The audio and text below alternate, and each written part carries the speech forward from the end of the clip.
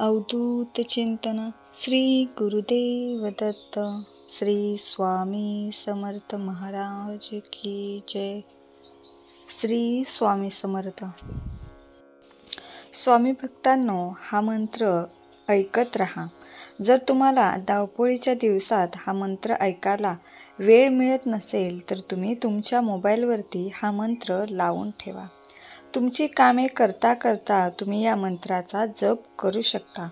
हा मंत्र फक्त ऐकल्याने सुद्धा याचा खूप मोठा प्रभाव आपल्या जीवनावरती पडत असतो. तुमचा स्वामी शक्तीवर विश्वास आहे ना? मग कमेंट बॉक्समध्ये श्री स्वामी समर्थ टाईप करा आणि तुमची जी काही इच्छा आहे ती स्वामींना सांगा. नक्कीच स्वामी त्या इच्छा पूर्ण करतील. आजचा स्वामी मंत्र तुमच्या जीवनासाठी एक वरदान ठरणार आहे. त्यामुळे चुकूनही दुर्लक्ष करू नका. शेवटपर्यंत हा मंत्र ऐकत रहा. या मंत्राच्या आवाजाने तुमच्या घरामध्ये सुख, शांती आणि समृद्धी येईल. स्वामी महाराजांच्या या मंत्रामुळे आपले कुटुंब सुरक्षित राहते. मुलांबाळावरती चांगले संस्कार होतात. आपली दरिद्रता कमी होऊन जाते. नकारात्मक शक्ती मुळापासून नष्ट होते. फक्त या मंत्राच्या शक्तीने तुमच्या आयुष्यात एवढा मोठा बदल होणार आहे. त्यामुळे चुकूनही दुर्लक्ष न करता मंत्र अर्धवट न सोडता संपूर्ण ऐकत रहा. हा मंत्र तुम्ही 108 वेळा किंवा त्यापेक्षा जास्त 1008 वेळा सुद्धा ऐकू शकता. भक्तांनो, एक विनंती आहे की हा मंत्र संपूर्ण ऐका. हा व्हिडिओ 3 स्वामी भक्तांना शेअर करा जेणेकरून त्यांचेही भले होईल. जर तुम्हाला यापुढे स्वामी समर्थांचे असे शक्तिशाली मंत्र ऐकायचे असतील, नामस्मरण करायचे असेल तर आत्ताच आपल्या चॅनलला सबस्क्राईब करून घ्या. स्वामी भक्तांनो, आम्ही विश्वास देतो हा मंत्र दुर्लक्ष करू नका. तुम्हाला 100% लाभ मिळणार आहे. चला तर स्वामी भक्तांनो, या मंत्र जपाला सुरुवात करूया. ओम ऋणमुक्तेश्वराय श्री स्वामी समर्थाय नमः. ओम ऋणमुक्तेश्वराय श्री स्वामी समर्थाय नमः. ओम ऋणमुक्तेश्वराय श्री स्वामी समर्थाय नमः. ओम ऋणमुक्तेश्वराय श्री स्वामी समर्थाय नमः. ओम ऋणमुक्तेश्वराय श्री स्वामी समर्थाय नमः. ओम ऋणमुक्तेश्वराय श्री स्वामी समर्थाय नमः. ओम ऋणमुक्तेश्वराय श्री स्वामी समर्थाय नमः. ओम ऋणमुक्तेश्वराय श्री स्वामी समर्थाय नमः. ओम ऋणमुक्तेश्वराय श्री स्वामी समर्थाय नमः. ओम ऋणमुक्तेश्वराय श्री स्वामी समर्थाय नमः. ओम ऋणमुक्तेश्वराय श्री स्वामी समर्थाय नमः. ओम ऋणमुक्तेश्वराय श्री स्वामी समर्थाय नमः. ओम ऋणमुक्तेश्वराय श्री स्वामी समर्थाय नमः. ओम ऋणमुक्तेश्वराय श्री स्वामी समर्थाय नमः. ओम ऋणमुक्तेश्वराय श्री स्वामी समर्थाय नमः. ओम ऋणमुक्तेश्वराय श्री स्वामी समर्थाय नमः. ओम ऋणमुक्तेश्वराय श्री स्वामी समर्थाय नमः. ओम ऋणमुक्तेश्वराय श्री स्वामी समर्थाय नमः. ओम ऋणमुक्तेश्वराय श्री स्वामी समर्थाय नमः. ओम ऋणमुक्तेश्वराय श्री स्वामी समर्थाय नमः. ओम ऋणमुक्तेश्वराय श्री स्वामी समर्थाय नमः. ओम ऋणमुक्तेश्वराय श्री स्वामी समर्थाय नमः. ओम ऋणमुक्तेश्वराय श्री स्वामी समर्थाय नमः. ओम ऋणमुक्तेश्वराय श्री स्वामी समर्थाय नमः. ओम ऋणमुक्तेश्वराय श्री स्वामी समर्थाय नमः. ओम ऋणमुक्तेश्वराय श्री स्वामी समर्थाय नमः. ओम ऋणमुक्तेश्वराय श्री स्वामी समर्थाय नमः. ओम ऋणमुक्तेश्वराय श्री स्वामी समर्थाय नमः. ओम ऋणमुक्तेश्वराय श्री स्वामी समर्थाय नमः. ओम ऋणमुक्तेश्वराय श्री स्वामी समर्थाय नमः. ओम ऋणमुक्तेश्वराय श्री स्वामी समर्थाय नमः.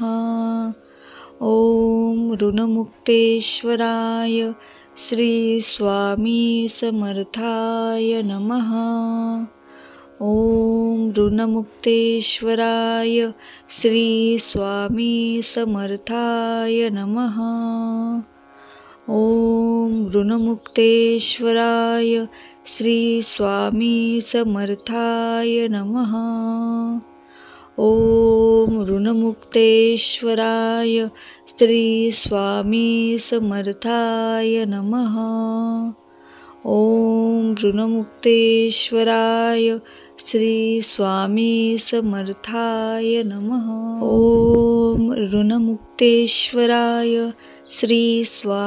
समर्थाय नमः. ओम ऋणमुक्तेश्वराय श्री स्वामी समर्थाय नमः. ओम ऋणमुक्तेश्वराय श्री स्वामी समर्थाय नमः. ओम ऋणमुक्तेश्वराय श्री स्वामी समर्थाय नमः. ओम ऋणमुक्तेश्वराय श्री स्वामी समर्थाय नमः. ओम ऋणमुक्तेश्वराय श्री स्वामी समर्थाय नमः. ओम ऋणमुक्तेश्वराय श्री स्वामी समर्थाय नमः. ओम ऋणमुक्तेश्वराय श्री स्वामी समर्थाय नमः. ओम ऋणमुक्तेश्वराय श्री स्वामी समर्थाय नमः. ओम ऋणमुक्तेश्वराय श्री स्वामी समर्थाय नमः. ओम ऋणमुक्तेश्वराय श्री स्वामी समर्थाय नमः. ओम ऋणमुक्तेश्वराय श्री स्वामी समर्थाय नमः. ओम ऋणमुक्तेश्वराय श्री स्वामी समर्थाय नमः. ओम ऋणमुक्तेश्वराय श्री स्वामी समर्थाय नमः. ओम ऋणमुक्तेश्वराय श्री स्वामी समर्थाय नमः. ओम ऋणमुक्तेश्वराय श्री स्वामी समर्थाय नमः. ओम ऋणमुक्तेश्वराय श्री स्वामी समर्थाय नमः। ओम ऋणमुक्तेश्वराय श्री स्वामी समर्थाय नमः। ओम ऋणमुक्तेश्वराय श्री स्वामी समर्थाय नमः। ओम ऋणमुक्तेश्वराय श्री स्वामी समर्थाय नमः। ओम ऋणमुक्तेश्वराय श्री स्वामी समर्थाय नमः। ओम ऋणमुक्तेश्वराय श्री स्वामी समर्थाय नमः। ओम ऋणमुक्तेश्वराय श्री स्वामी समर्थाय नमः। ओम ऋणमुक्तेश्वराय श्री स्वामी समर्थाय नमः। ओम ऋणमुक्तेश्वराय श्री स्वामी समर्थाय नमः। ओम ऋणमुक्तेश्वराय श्री स्वामी समर्थाय नमः। ओम ऋणमुक्तेश्वराय श्री स्वामी समर्थाय नमः।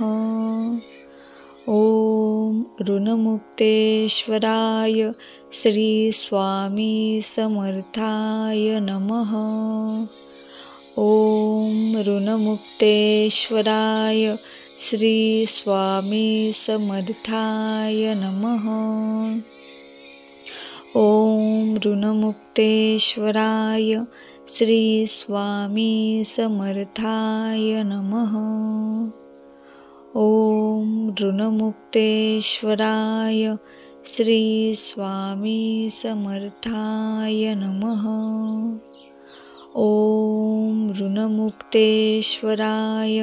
श्री स्वामी समर्थाय नमः। ओम ऋणमुक्तेश्वराय श्री स्वामी समर्थाय नमः। ओम ऋणमुक्तेश्वराय श्री स्वामी समर्थाय नमः। ओम ऋणमुक्तेश्वराय श्री स्वामी समर्थाय नमः। ओम ऋणमुक्तेश्वराय श्री स्वामी समर्थाय नमः। ओम ऋणमुक्तेश्वराय श्री स्वामी समर्थाय नमः। ओम ऋणमुक्तेश्वराय श्री स्वामी समर्थाय नमः। ओम ऋणमुक्तेश्वराय श्री स्वामी समर्थाय नमः। ओम ऋणमुक्तेश्वराय श्री स्वामी समर्थाय नमः। ओम ऋणमुक्तेश्वराय श्री स्वामी समर्थाय नमः। ओम ऋणमुक्तेश्वराय श्री स्वामी समर्थाय नमः। ओम ऋणमुक्तेश्वराय श्री स्वामी समर्थाय नमः। ओम ऋणमुक्तेश्वराय श्री स्वामी समर्थाय नमः। ओम ऋणमुक्तेश्वराय श्री स्वामी समर्थाय नमः। ओम ऋणमुक्तेश्वराय श्री स्वामी समर्थाय नमः। ओम ऋणमुक्तेश्वराय श्री स्वामी समर्थाय नमः। ओम ऋणमुक्तेश्वराय श्री स्वामी समर्थाय नमः। ओम ऋणमुक्तेश्वराय श्री स्वामी समर्थाय नमः। ओम ऋणमुक्तेश्वराय श्री स्वामी समर्थाय नमः। ओम ऋणमुक्तेश्वराय श्री स्वामी समर्थाय नमः। ओम ऋणमुक्तेश्वराय श्री स्वामी समर्थाय नमः। ओम ऋणमुक्तेश्वराय श्री स्वामी समर्थाय नमः। ओम ऋणमुक्तेश्वराय श्री स्वामी समर्थाय नमः। ओम ऋणमुक्तेश्वराय श्री स्वामी समर्थाय नमः। ओम ऋणमुक्तेश्वराय श्री स्वामी समर्थाय नमः।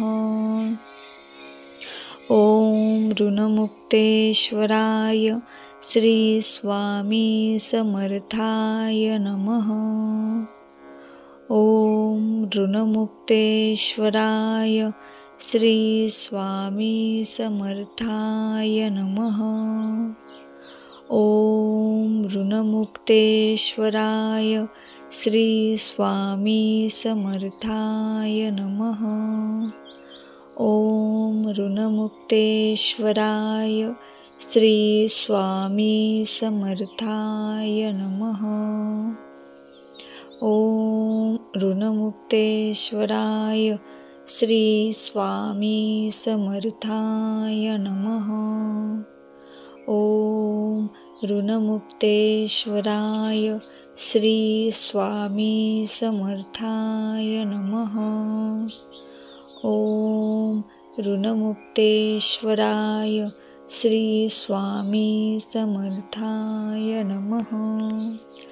ओम ऋणमुक्तेश्वराय श्री स्वामी समर्थाय नमः। ओम ऋणमुक्तेश्वराय श्री स्वामी समर्थाय नमः। ओम ऋणमुक्तेश्वराय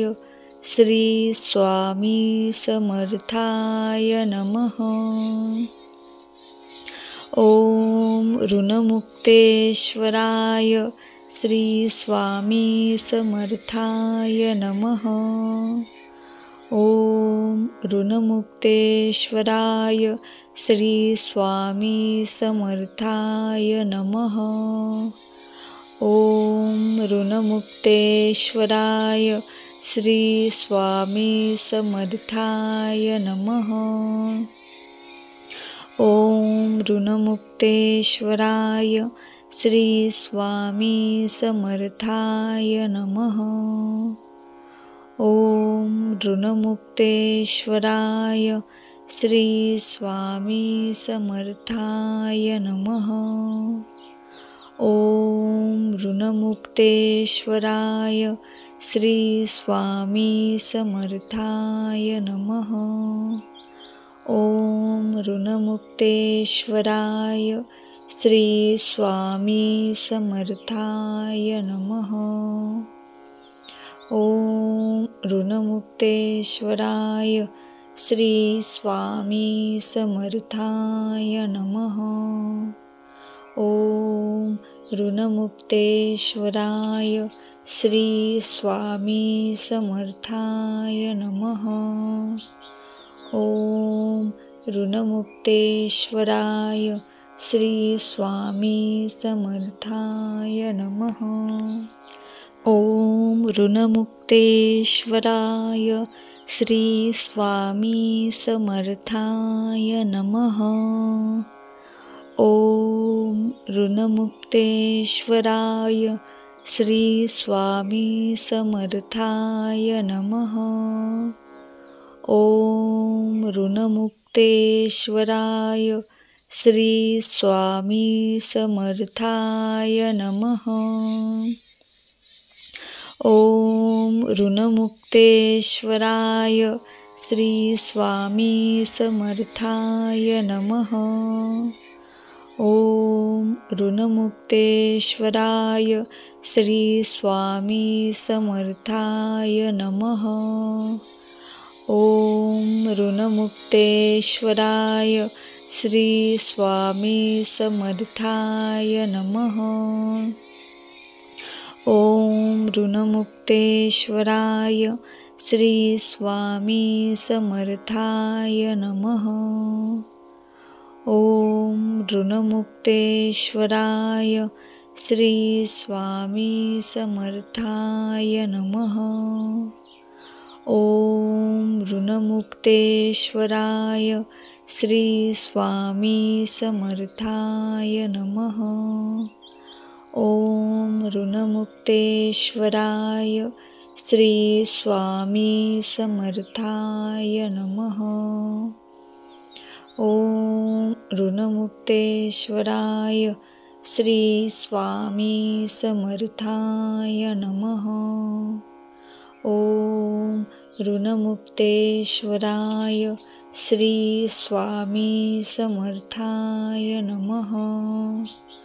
ओम ऋणमुक्तेश्वराय श्री स्वामी समर्थाय नमः।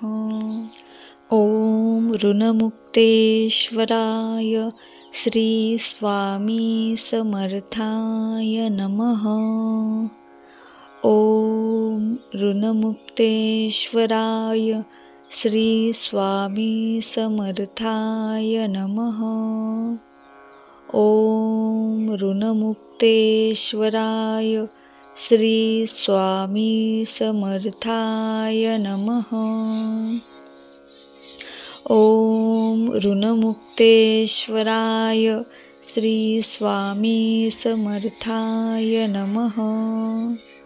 ओम ऋणमुक्तेश्वराय श्री स्वामी समर्थाय नमः। ओम ऋणमुक्तेश्वराय श्री स्वामी समर्थाय नमः। ओम ऋणमुक्तेश्वराय श्री स्वामी समर्थाय नमः। ओम ऋणमुक्तेश्वराय श्री स्वामी समर्थाय नमः। ओम ऋणमुक्तेश्वराय श्री स्वामी समर्थाय नमः। ओम ऋणमुक्तेश्वराय श्री स्वामी समर्थाय नमः। ओम ऋणमुक्तेश्वराय श्री स्वामी समर्थाय नमः। ओम ऋणमुक्तेश्वराय श्री स्वामी समर्थाय नमः। ओम ऋणमुक्तेश्वराय श्री स्वामी समर्थाय नमः। ओम ऋणमुक्तेश्वराय श्री स्वामी समर्थाय नमः। ओम ऋणमुक्तेश्वराय श्री स्वामी समर्थाय नमः। ओम ऋणमुक्तेश्वराय श्री स्वामी समर्थाय नमः। ओम ऋणमुक्तेश्वराय श्री स्वामी समर्थाय नमः। ओम ऋणमुक्तेश्वराय श्री स्वामी समर्थाय नमः। ओम ऋणमुक्तेश्वराय श्री स्वामी समर्थाय नमः। ओम ऋणमुक्तेश्वराय श्री स्वामी समर्थाय नमः। ओम ऋणमुक्तेश्वराय श्री स्वामी समर्थाय नमः.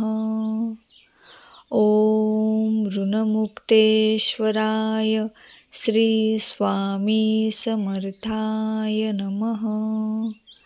ओम ऋणमुक्तेश्वराय श्री स्वामी समर्थाय नमः.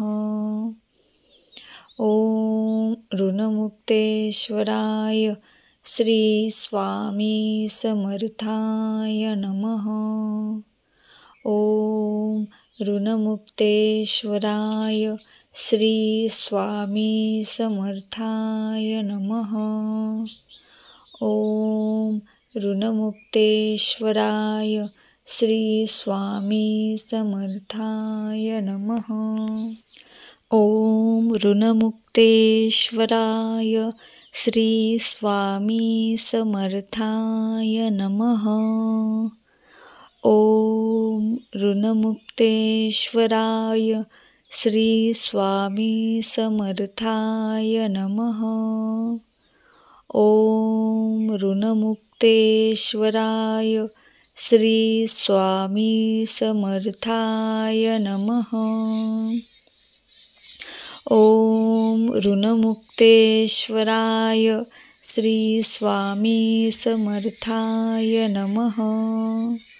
ओम ऋणमुक्तेश्वराय श्री स्वामी समर्थाय नमः. ओम ऋणमुक्तेश्वराय श्री स्वामी समर्थाय नमः. ओम ऋणमुक्तेश्वराय श्री स्वामी समर्थाय नमः. ओम ऋणमुक्तेश्वराय श्री स्वामी समर्थाय नमः. ओम ऋणमुक्तेश्वराय श्री